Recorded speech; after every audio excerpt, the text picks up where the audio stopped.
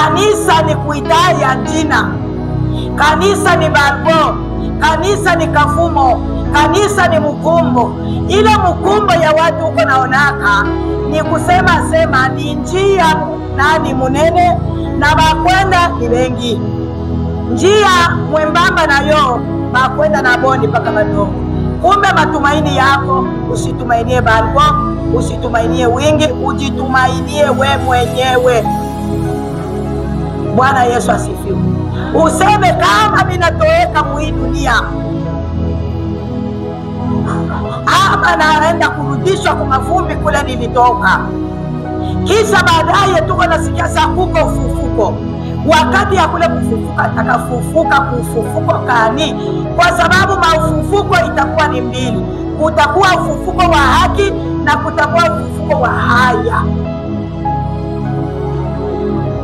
Bwana Yesu asifiwe sana. Sasa wewe utakuwa kufufuko wa haya au utakuwa kufufuko wa haki? Ndio kwa maana leo tutapenda tusemezee kwanza haki. Haki tu hiyo. Na baadaye kufufuka kutakuwa nini? Bafu watafufuliwa. Asema bazima watabadilishwa. Kisha hapo kutafuata nini? Ni kwenda kumlaki Yesu hewani. Na wewe utaenda kwa harusi ya mwana kondoo. Ile harusi itafanyiziwa kuhewa. Utakuwa hapo au jina yako ilishaandikwa? Au Mungu alisha kukuweka tayari? Kumbe mbele ya Mungu kukuweka tayari. Mungu ni mwepesi kuweka mtu tayari, lakini mtu eko mgumu kwa kumwelewa Mungu. Bwana Yesu asifiwe sana. Kichwa yetu ya neno tunaenda leo ni kusema kanisa la Yesu liko hatarini. Haleluya. Kanisa la Yesu liko katika hatari. Hatarini ni kusema ni mwendo wa kwenda kufika kuukomo wa hatari. Ile hatari haiwezi kutufata sisi sote kwa mkumba vile tuko mwi dunia. Dunia iko yenye kukabuliwa vipande viwili. Kuko vipindi vina Mungu wao ule batenda kusherekea katika ziwa la moto. Kuko kundi ingine ile Yesu atarudia kuya kuibeba, inaitwa kanisa, ni ile itakuwa katika haki na kweli. Bwana Yesu asifiwe sana. Asema tunasema kanisa iko hatarini. Ni kwa sababu gani tunasema iko katika hatari? Ni kusema wewe uko katika hatari, na mie niko katika hatari, na ule yuko katika hatari, na wale wako katika hatari, si nyumba. Kwa mfano, kwa kuwa watu wengi watakuwa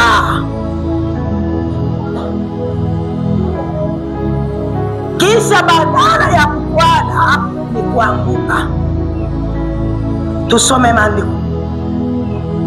Tupande na Timotheo wa kwanza chapitre 4 muverse yake ya kwanza. Roho anasema waziwazi ya kwamba katika nyakati za mwisho watu wengi watajitenga na imani, wakisikiliza roho za kudanganya na mafundisho ya mashetani. Simama pale. Paulo anamwandikia Timotheo mubarua yake ya kwanza chapitre 4 verse 1. Anamwambia sema, Timotheo, siku iko nakuya itakuwa siku ya hatari. Kwa sababu watu wengi wataanguka katika imani. Ni juu ya nini wataanguka katika imani? Asema watatega masikio yao kumademo. Itaanza kubaita na kubafariji na kubapa mali na kubapa faraja. Asema pia na watafuata kumafundisho ya uongo.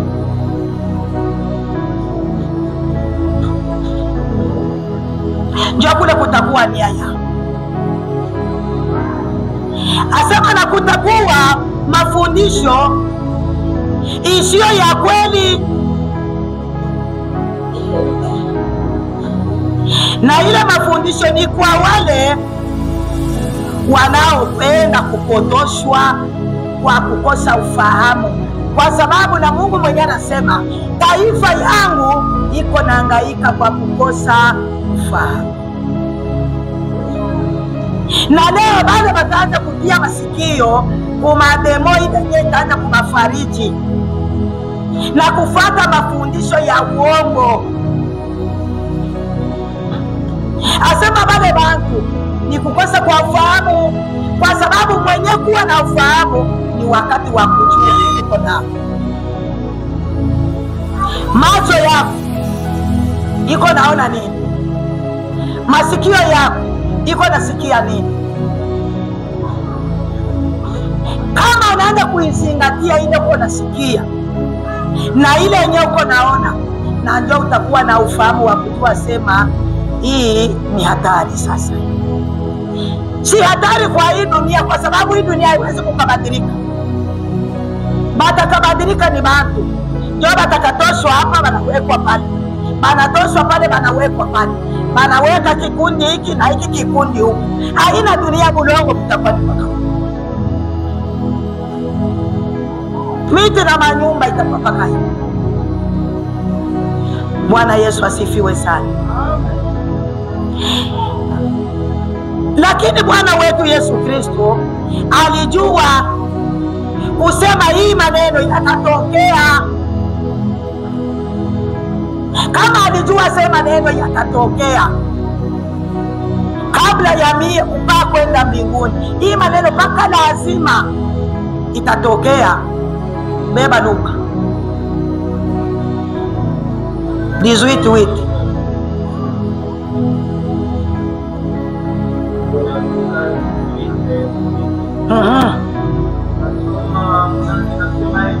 Ile moja. Nawaambia nini? Atawapatia haki. Atawapatia haki.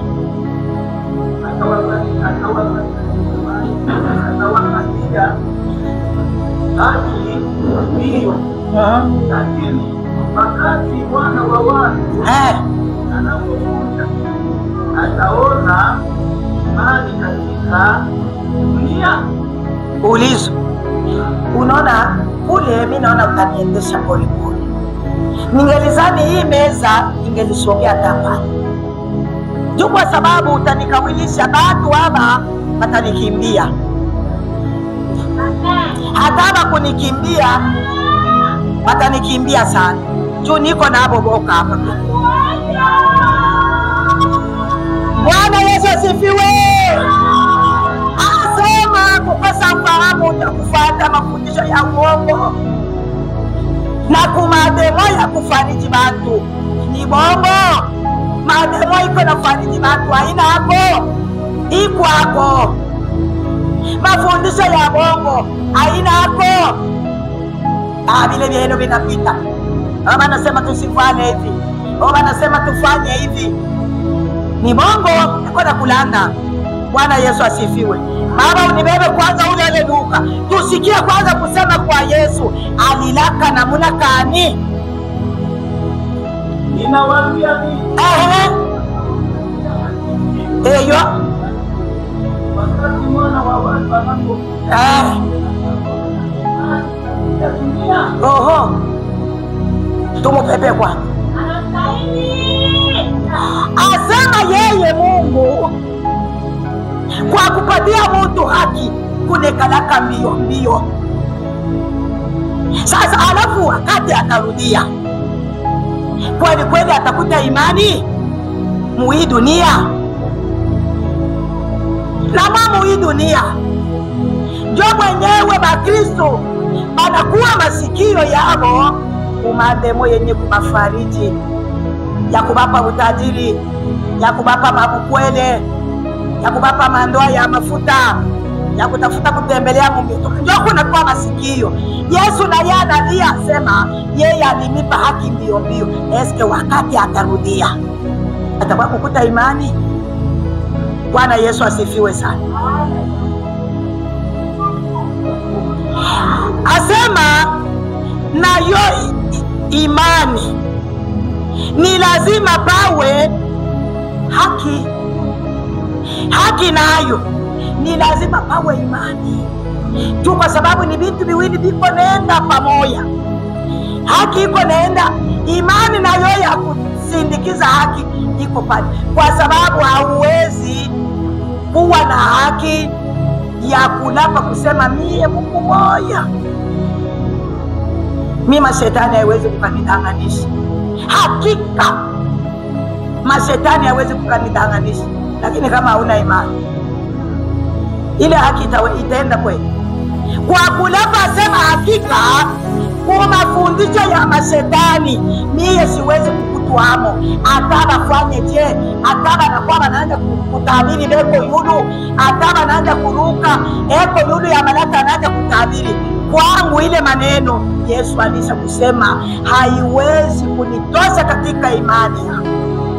Iwa pale asema haki itawezekana.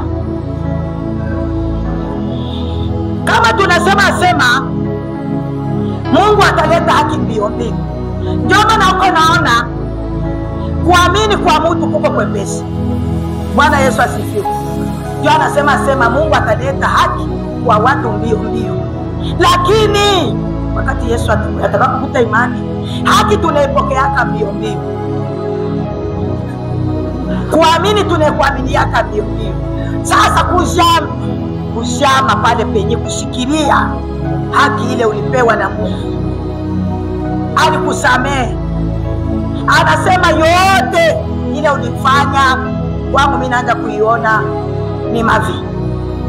Sasa kwa hapa ingia katika haki. Na hiyo haki kama hauna imani hauwezi kulishikilia. Bwana Yesu asifiwe sana. Sasa hii haki yenye kone tuletea mbio mbio. Na yeye yule anasema eske siku atakuya atakuwa kukuta imani ana mu verse 7 mpaka pale.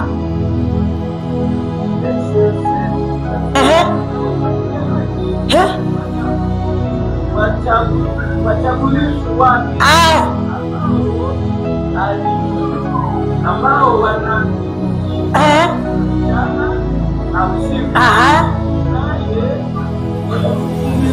eyo sete nice.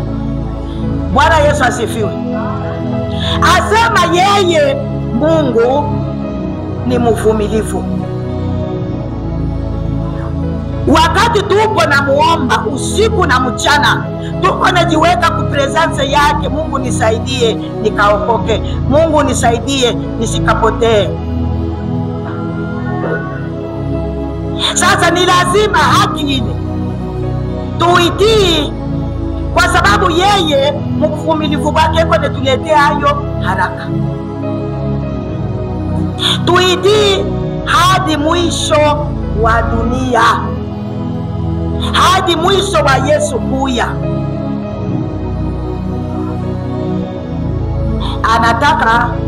Anataka kwanza imani itangulie, kwa sababu imani ndio tuko naweza nayo shetani.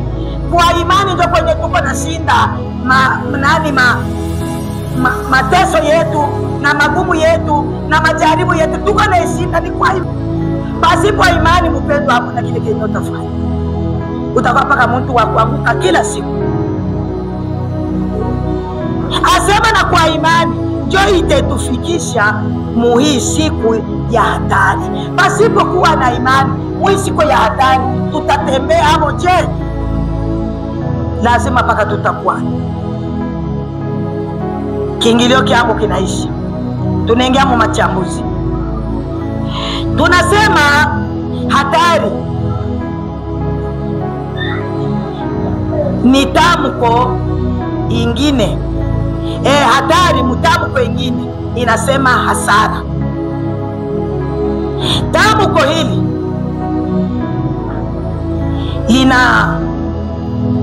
linaona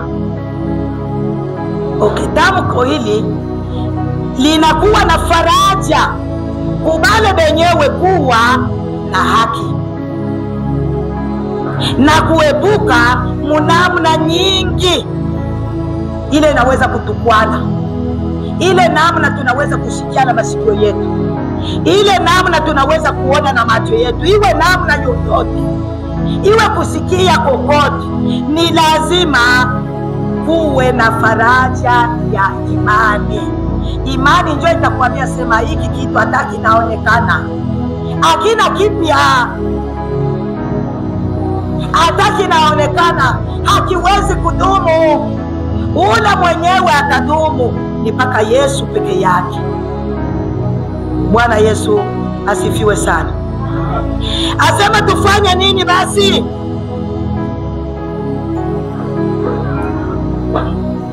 Mutu pasipo kulilazimisha wala kulitengeneza neno kwa wakati, napo linasikilika. Kama wewe mwenyewe huwezi kuitengeneza hii neno tuko nasema hapo, wakati huko naisikia, hakuna yule mwenye hata kutengenezea. Kulia kwako na kule kutombola kwako, mtu hawezi kukufanyizia kitu na yeye atakuchonchelea amo. Ni kweli na bio hata biwe hivi ufalme wa mbingu takariti tu ni balogo. Pale ule mtu imani hana. Kama wako na imani utaona vitu vyote iko sawa sawa. Asema haki ilipowekwa ni kwa bure, kwa njia ya imani. Imani nayo ni ya bure, hatulipiayo makuta. Na si kila neno unalosikia masikioni mwako kusema lote ni la kukufaa wala ni la kufaa kwa Mungu. Iwe maneno yote uko nasikia, usizani saa yote inakustahili. Hata kusikia kwako ile maneno yote uko nasikia, usizani asema yote iko na faida kumbele ya Mungu. Huko ingine ni ya kukutosha kumbele ya Mungu na kukuweka kumpembeni. Baba, kwa sababu shetani na mademo nayo ina semaka na maandiko inaijuaka. Bwana Yesu asifiwe sana. Ujue samu hii dunia yenye tu kule kusikia uko nasikia na shetani anasikia.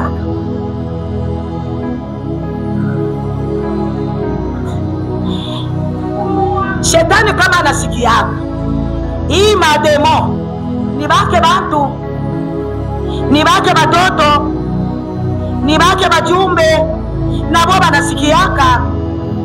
Na maandiko ituko na msomea, shetani anaijua na kuitafsiri. Bwana Yesu asifiwe sana. Tunenda tamko demo au mademo au bademo. Kama tunasema mademo ni ba mingi, tukasema ba mademo ni ba mingi, tukasema demo ni moja. Sasa tunaenda tukajua hapa bademo bale benye beko netuingiza katika hatari, bale benye batetushindishwa kuchunga haki, bale benye beko nenda kuita bantu beko naacha Ukristo. Unamwona mtu alikuwa kanisa, demo tu anamdetui, maneno ya kabaila hakuna. Ye bila benye yeye kwa nasema abina hata bila benye wako nafikiria, manake paka tofauti. Ye shetani anaendaka na vitu vya kuachanisha. Kile kitakuwa kizuri anachomeka kinakuwa kibaya, kile kitakuwa kinasema ni kibaya yana pale kipendeza kinakuwa kizuri, kwa sababu anajua maandiko yote anayejua. Na ndio kule kwenye unaona mtu anakueleza sasa hapa ndio anakawa mkanisa. Si hapa maneno ya Biblia ya hauwezi kunifundisha kitu. Bwana Yesu asifiwe. Asema shetani na ndio baba wa mademo. Shetani huyu mwenyono ndio mwenye baba wa mademo. Asema mademo ni batoto bake, na ile mademo muko na bejugu bake, na bale ba mademo muko na tuyukulu, kwa sababu ni kizazi hadi kizazi. Na ye shetani eko na kizazi hadi kizazi, eko na control kizazi hata kizazi, kwa sababu na yeye eko pale juu ya kufanya kazi ya baba yake. Wewe uko naona asema uko nafanya kazi ya baba yako, Mungu aliye mbinguni, ule aliumba nchi na dunia, mbingu na dunia. Na yeye huyo shetani na yeye eko na yeye na bake batoto na betuku na bakana, eko nafanya kazi sawa sawa ile wewe uko nafanya. Na ndio kwa maana uko naona eko mtu wa kufanya vitu inafanana mpaka na vya Mungu. Shetani na Mungu bali kwa fasi moja, beko natumika kazi moja. Kuko na kile kilibatanisha. Wakati kilibatanisha, hakuna upendo kati ya shetani na Mungu. Beko njoo fitina ya kutafuta kila mtu afanye kile anataka. Bwana Yesu asifiwe. Tamko demo ni neno nikalaka mwepesi kuitaya. Tunenda ya pili. Asema demo ni maroho mubaya, ile maroho mchafu ya shetani, ile anatumaka kwa sababu ya kuharibisha na kubaletea magonjwa. Ndio kitu cha kwanza analetaka, na kubaletea magonjwa. Hii magonjwa tuko na lukula haitoki kwa Mungu.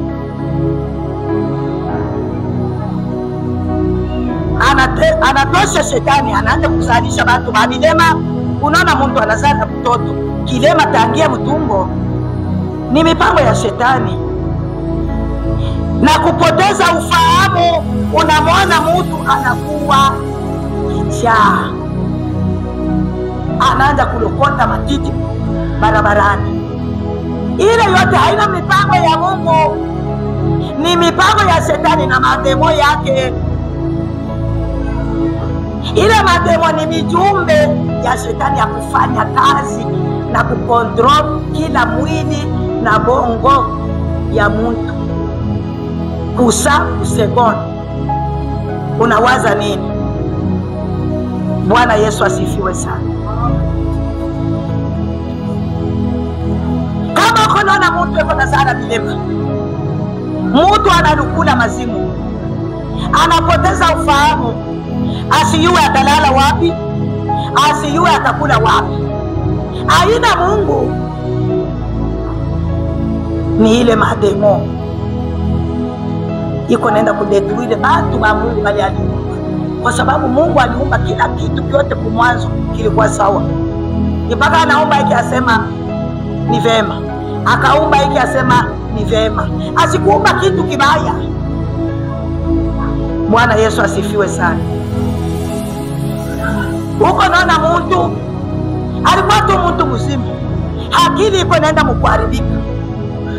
Mtu anaanza kusema kani, mtu anaanza kufuna manguo. Ni ile mademo ndio inaingia sasa, inaanza kufanya kazi ndani ya ule mtu.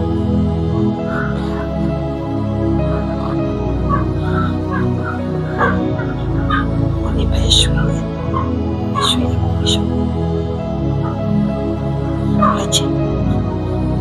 chini pashakosi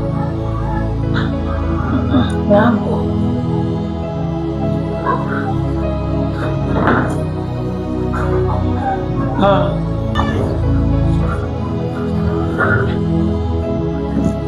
Bwana Yesu asifiwe sana. Munaanza kusema huyu mtu sali kwamba tu bien.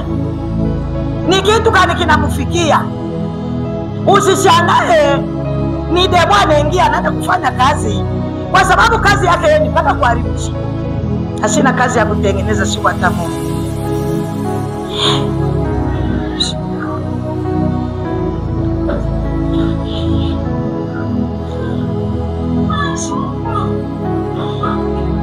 Kazi ya demo yeye ni kwenda kusika batu na kubapa ufahamu wake. Na hivi vyote tuko nazungumza hapa, shetani anaanza kuidetruire mumutu, anakueleza asema ni bongo wewe kwenye milango. Dunia ilianza leo mpaka Yesu atakui. Yesu manake anaanza kutosha vile vya Mungu, anaanza kufanya mnakani kupanga vyake. Unamwona tu mtu alikuwa mwenye kusimama muimani anaanguka. Mtu alikuwa anafanya vitu vya kumpendeza Mungu, anaanza kufanya sasa vitu vya kumchukiza Mungu. Aina yeye mademo tayari.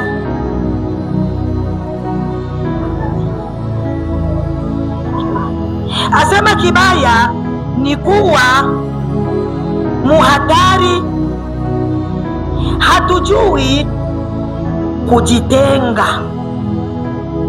Kama unatafuta usiwe muhatari, ni kukosa kujua kujitenga na kufahamu asema hivi biko naniambia huyu. Tangia mimi nilizaliwa na tangia mimi niliamini nishapata mafundisho ya hii. Huyu ni mtu kani yuko nasema hivi. Wala huyu mtu yuko naniwazia nini? Na hiyo kama anaanza kutambua vipi, mpaka uwe na imani. Kama una na imani ni kweli. Hai ndio navyo vinapita. Maneno ya wako Bwana nayo. Hata maneno ya bibi yako na yeye umondoshe tu, umondoshe. Manake paka mipango ya uharibifu. Kumbe siye tushike imani, kwa sababu imani ndio ile yenyewe itakuja kutuletea tutunze haki. Haki isitupotee, kwa sababu haki tulipata kwa bure, hatukulipa hayo makuta. Na ile haki ndio itatenda kutufikisha kuzima wa milele. Tupande na Zaburi 106. 106:37. Science ndio 106 hii. Science translate.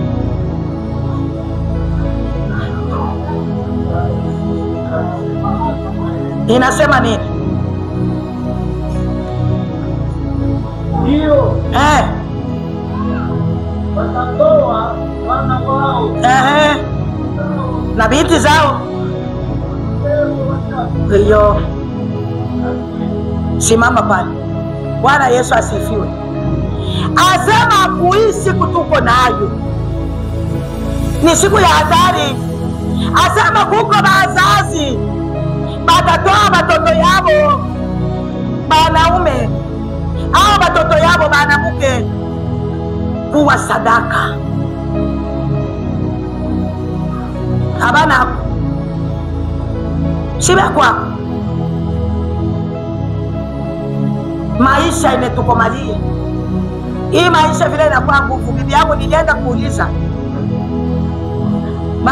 sema tutoe mtoto moja.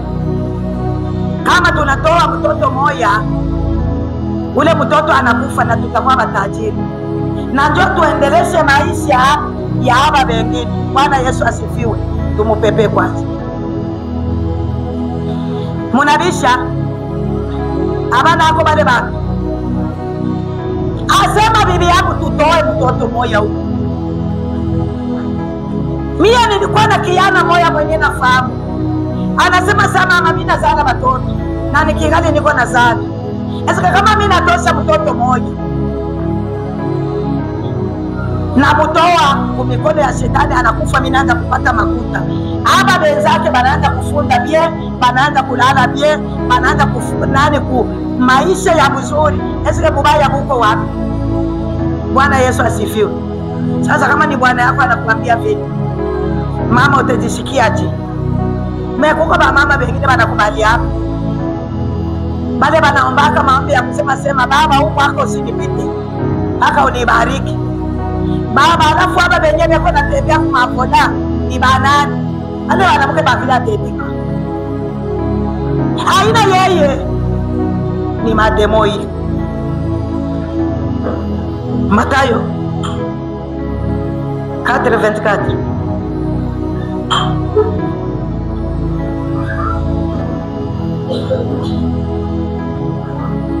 Mnyamazishe watoto na habari zake.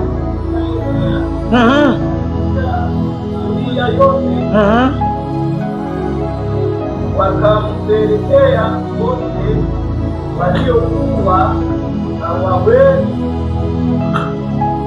waliosumbuliwa na magonjwa mbalimbali, na wenye pepo chafu, na wenye vifafa, na wenye kukosa, akawafundisha. Bwana Yesu asifiwe sana. Asema Yesu bale batu alibaona, na Yesu bale batu balimupelekea nabo, na Yesu bale batu alibatibu balipona. Asa wakati balianza kumuletea hapo, balianza kumuletea babilema, balianza kumuletea benye kuanguka nani mbuzi, beko na muletea beko na muka bifafa, beko na muletea kila namna yote ya magonjwa. Ile magonjwa iko natoka wapi? Kumademo. Mademo inabeba magonjwa inatupa mubaya. Banajua sa wakati tunatupa hii magonjwa batakuya tutabarekipere. Bwana Yesu asifiwe. Mpenye batakuya na ile magonjwa ya mamiodele ya kuachana chana, tuteba kuibaponesha. Na ndio maana kuponesha kusikutishe. Bwana Yesu asifiwe. Asema Yesu ile magonjwa aliikuta. Mademo ndio ilikuwa natupa ile magonjwa mbatu. Asema Yesu wakati alianza kubapokea na alibaponesha, balipona, balienda kutukuza Mungu. Bwana Yesu asifiwe. Kama mademo ni wajumbe wa shetani, tufanye nini? Wewe na mimi kama tunafahamu kusema hii mademo ni mijumbe ya shetani, ile anatumaka juu ya kuharibisha, juu ya kupomona, kutosha watu muimani, kubafundisha mafundisho ya bongo. Sasa tufanye nini? Wewe na mimi kanisa tuko na mchunga, tufanye nini? Tunasema hivi vyote venye unaona ya mshangao, habinasema ni Mungu eko nebileta, ni shetani, kwa sababu yeye eko napenda batu bawe ba mingi.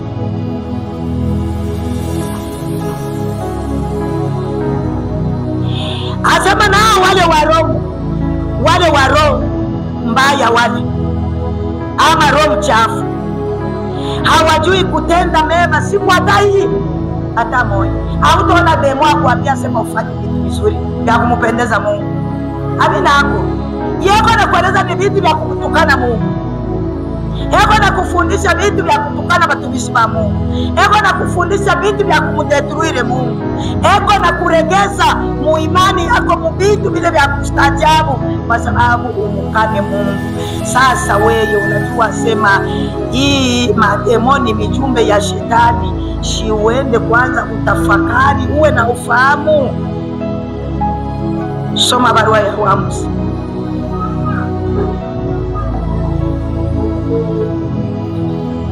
Tuko napotea kumbele ya Mungu juu ya kukosa ufahamu. Mtu eko saka meleo. Waamuzi 9 verset 23. Ile verset moja.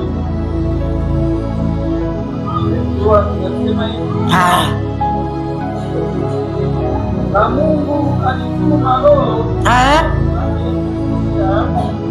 katikati ya Abimeleki Watu wa Sekemu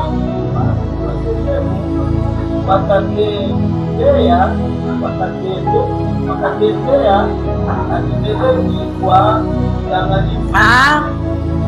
Simama pale. Bwana Yesu asifiwe. Kama tuko pamoja, mchapie kwanza Bwana mikono, kwa sababu yeye ndio mwenye mikono. Utakuwa ile siku unakuwa mule msenka, ni position fixe de vue kauka benyongo napikia salia baonekani. Bwana Yesu asifiwe. Na bila hata wanakukuna hapo kabelo ya bie itafuata nini mule mubaridi, itageuka inakuwa kama ni manyonya ya kuku na kwa mumai, lazima beitoshi. Bwana Yesu asifiwe sana. Jo kwa maana ilifaa kumupikia Bwana mikono. Tunasikia sema hii roho mbaya yenye kuwa mumademo, asema na Mungu na yeye aliitumikisha. Mungu anayetumikisha hii roho mbaya kwa kutafuta kumtambua, kusema yeye ni Mungu. Bia Mungu inafikaka na ukomo tu mpaa. Unaona mtu anatelemona macho asione tena cha kufanya. Bia shetani binageukaka.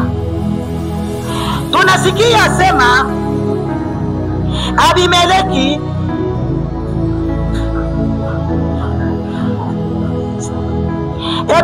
alipenda kubeba ufalme wa mungufu.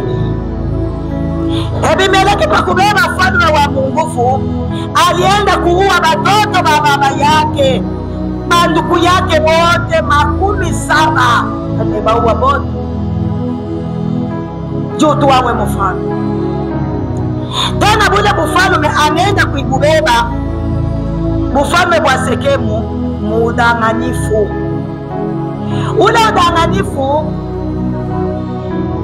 vile yeye alikuwa, baba yake alikuwa na watoto 17 na yeye wa 17 yeye wa 17 alikuwa wa kijakazi. Vile alikuwa wa kijakazi, akaenda kusekemu akatafuta bale baelema.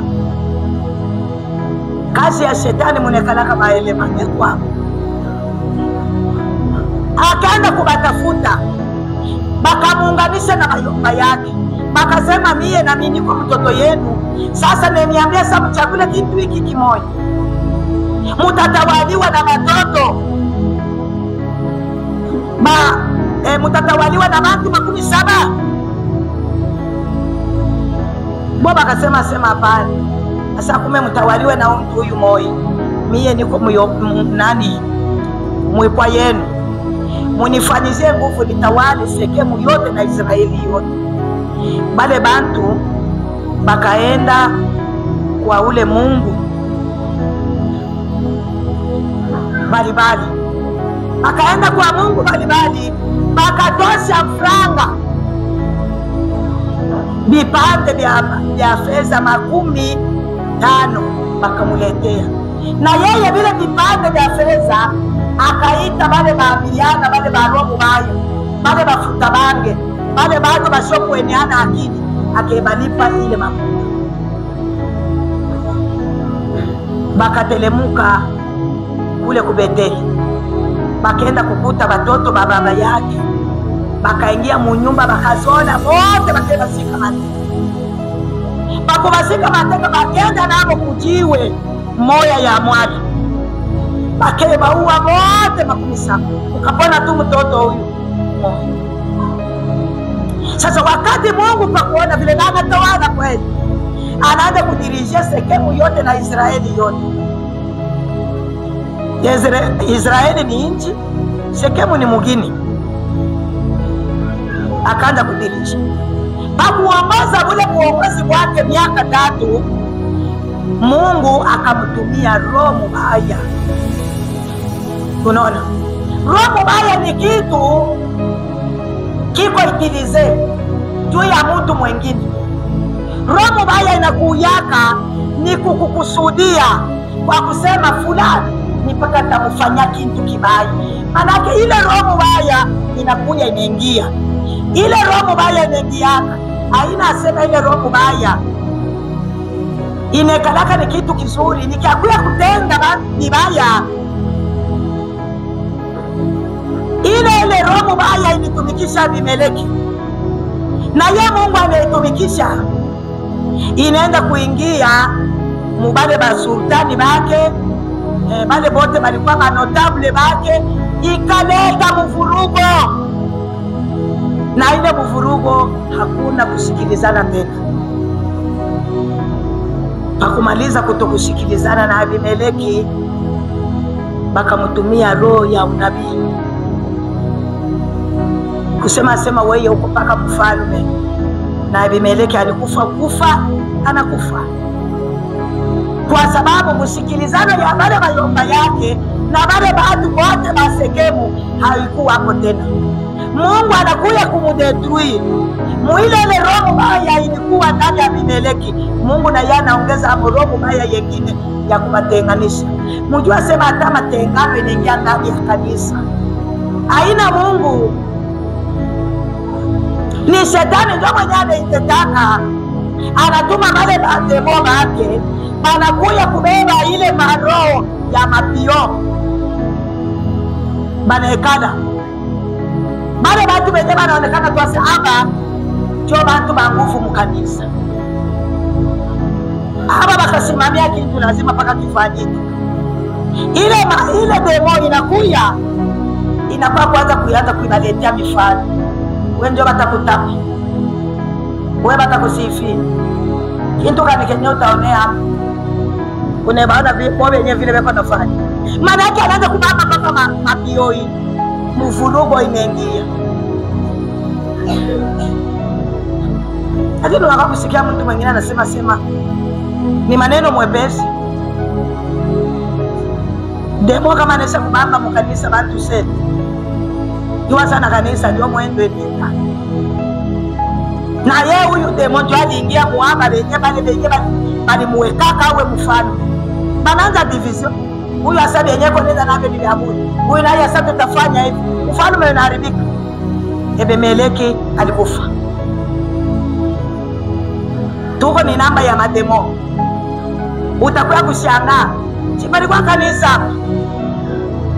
nenda shetani na mademo banapomona ile mademo inaletaka kwanza roho ya wivu, na hii roho ya wivu ndio ile yenye ilimuingiaka Sauli. Bakuona Daudi anaenda kuweza vita ya Bafilistini, anamuua Goliathi. Efe ya kutakwa kwa Daudi, efe ya kupanda masauti ya Daudi, muule wimbo baliimba Saulo wivu ikamubamba. Ile wivu haikuletwa na Mungu, ililetwa na shetani, anamuingia atafute amuue Daudi. Tupande Samueli wa kwanza.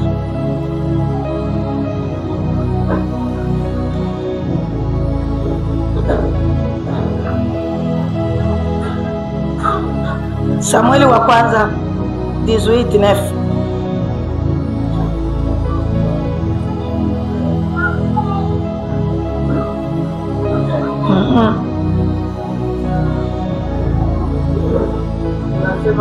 Inasema ni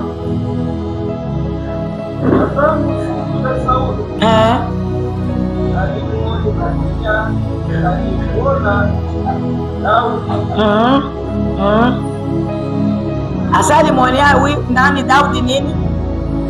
Uliletwa na demo.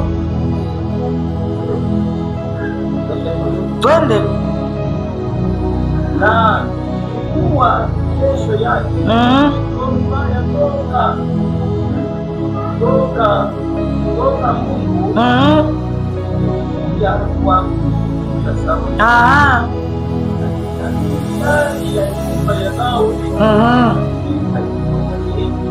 na mikono yake sawasawa alivyofanya siku na Saulo alipokuwa na mkuki wake mkononi mwake. Bwana Yesu asifiwe. Wivu ni roho mbaya, ile mademo mubaya hii ndio inaletaka wivu kuroho ya mtu. Unamwona mtu anekala kimya, wivu ikesha kumupata. Maana ya wivu, wivu ni kile kitu ulikuwa natamania wewe kiwe, kile kitu ulikuwa natamania uwe, kile kitu kenye ulikuwa natamania kifanyike selowe vile unaona. Sasa wakati kitenda kipenga kinenda kinyume na ile mawazo wewe ulikuwa nafikiria, wivu ndio pale unaangukaka. Saulo wa Filistini waliua Israeli, lakini angalia efe ya Daudi kwenda kuwina ile vita ya nani ya Filistini. Wimbo tu walimwimbia Saulo kusema anaua maelfu na Saulo anaua 10,000. Pale pale wivu unakuwa wimbo tu. Na kanisa ya Mungu ndio vile kuna mtu tu akainuka kuya kupita ule alikuwa wivu zamani nengi.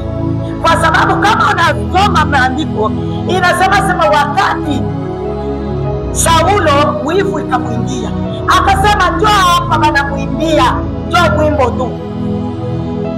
Ama watu na ufalme wenyewe watakamuka, wivu inamwingia. Sasa Mungu akaona huyu mtu anaenda kwenda mbaya, na ye Mungu akababeba kama wale maroho wale mademo bali, kwa sababu anakalaka na roho mbaya. Demo sikalake na roho mzuri na asiwazi yake mtu vizuri. Mungu na yaka tumikiza wale mademo, akeba tuko kwa Sauli. Sauli kichwa kikamzunguruka, anakuwa anajisemea tu, yako anajisemea. Lakini Daudi yako kwa nyumba yake yako anapika zenze.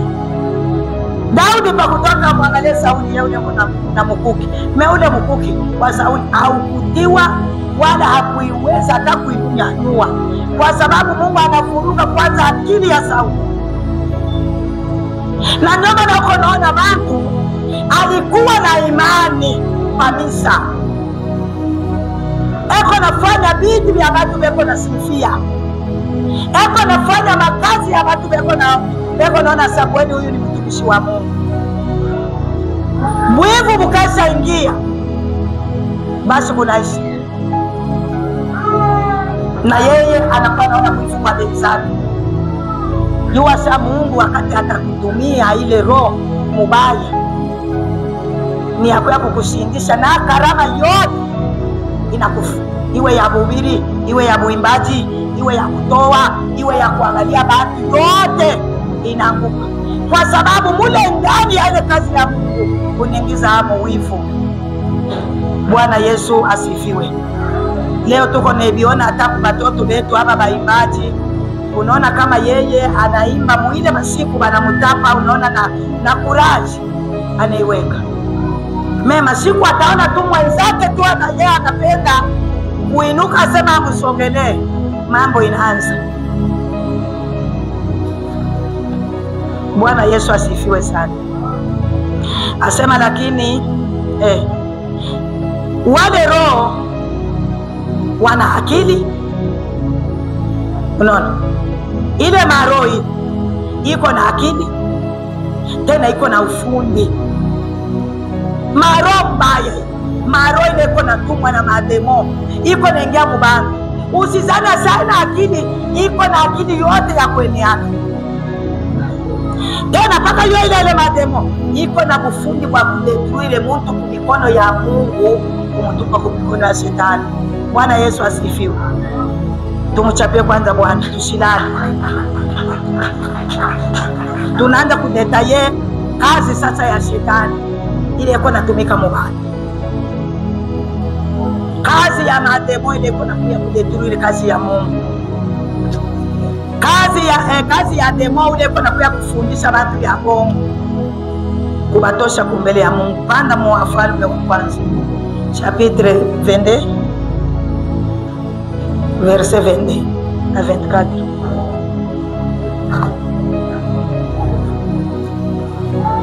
Wafalme wa kwanza chapitre 22 verset 22 à 24.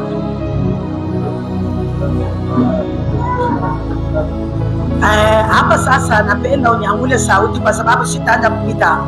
Nasema tu asema roho nani hii mademo hii maroho mubaya hii iko na akili tena iko na ufundi. Ni kichwa ya neno mimi nakupa. Sasa tusikilize maandiko kwa sababu naanza kwenda haraka haraka. Inasema nini? Nani atafanya nyumba yako kuwa kama nyumba ya Yeroboamu mwana wa Nebati, na kama nyumba ya Baasha mwana wa Ahia kwa ajili ya machukizo ambayo aliingiza hayo, hata nilikasirisha kwa kukosesha Israeli. Na kwa habari za Yezebeli, Bwana alisema, imbwa atakula Yezebeli katika mipaka ya Yezreeli, na yeye aliye Ahaba anayekufa katika mji, imbwa watamkula, na yeye anayekufa katika mashamba na ndege na hewa watakula. Bwana Yesu asifiwe. Unaona, wakati roho mbaya inaingia mwa mtu, usizane sema Mungu asioni. Mungu yuko naona. Wala ile mademo inaanza kwenda kuingia ndani ya mtu, inaanza kudetruire watu ya Mungu. Usizane sema Mungu asioni, mwisho uko mpaka. Huyu ni Ahaba. Ahaba aliuisha Yezebeli. Ni habari ya Yezebeli. Aliuisha Naboti kwa sababu ya shamba ya Naboti bwana yake Ahaba alitamani. Ile roho mbaya ya kidemo ilimuingia Yezebeli, bibi wa Ahaba. Akaandika mabarua kusudi ya bende bakamambe ule nani na Naboti bamuue, na ilitimia, balimuua. Lakini Mungu alisema vile yeye anafanya kwa uzalimu, na mie nitamutumia roho mbaya. Vile vile Naboti anakufa, na yeye Yezebeli mwili wake utakaliwa na maimbu, asiwezi kuingia mkaburi. Asema kulikuwa siku moja Yezebeli yeko pale yulu yeko na nawa uso, vile alikuwa kutoka kuetaje kuanguka chini kupasuka vipande vipande. Maimbu pale pale bakakula Yezebeli kumumaliza na damu na damu. Shetani atawe na roho mbaya ni ya kudetrui batu ya Mungu, lakini roho ya Mungu kama inafika mwisho, yeye ni kuharibu na kizazi chenyewe. Banasema malipo ni paka hapa duniani, kumbingu ni hesabu. Huko bengine beko natendea bantu, ila anakusudia mtu, kama ni kumzarau, kama ni kumufanya namna kani vile atataka, me mwisho wake utakuwa paka mbaya. Bwana Yesu asifiwe sana. Hali ya mademo, soma Mathayo 8:29. Hali yake na mwikalio wa mademo na kazi ile beko nafanya mubantu.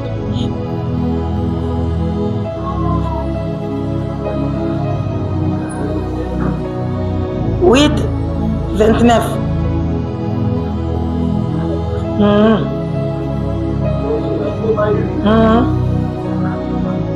Natazama walilalamika wakisema nini?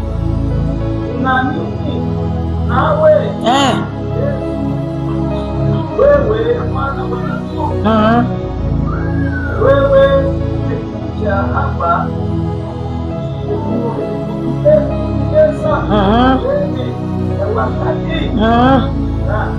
simama pale.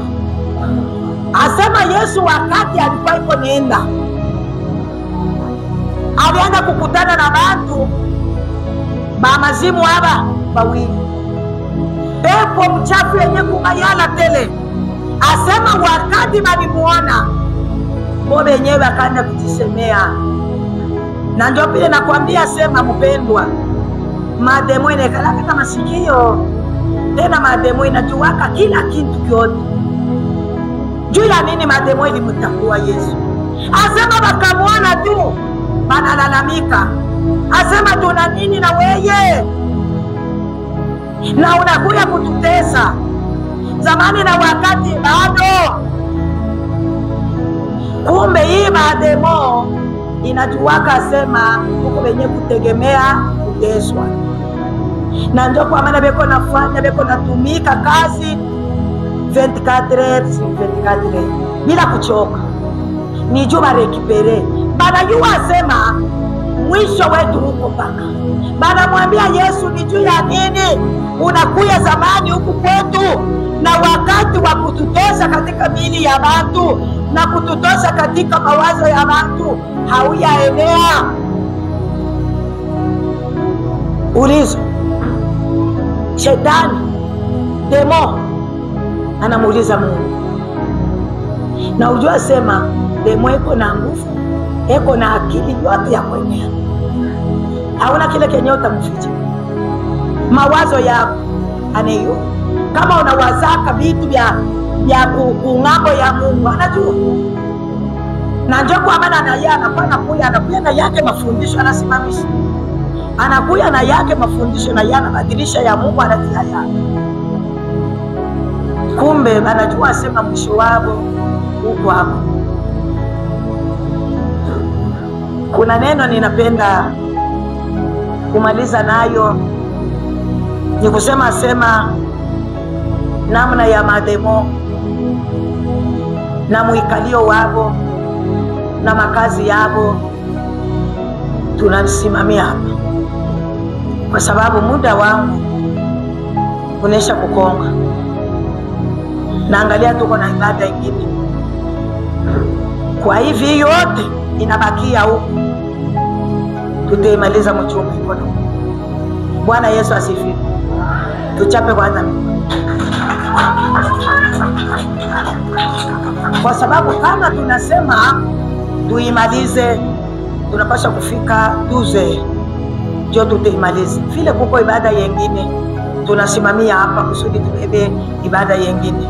Jua Samueli tuma iko nakuja, tuko nakuja kujifunza tu kazi ya demo, muikalio wa demo, matendo ya demo. Kumbe mademo usikale kwenye idaya tu mkinwa.